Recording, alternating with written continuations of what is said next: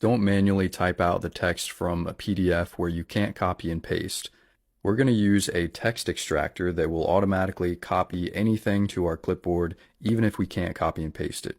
The first thing you'll need to do is go to the Windows Store and download Microsoft Power Toys.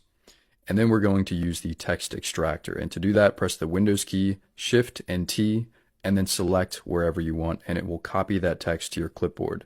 And then I can paste this in whatever application I want.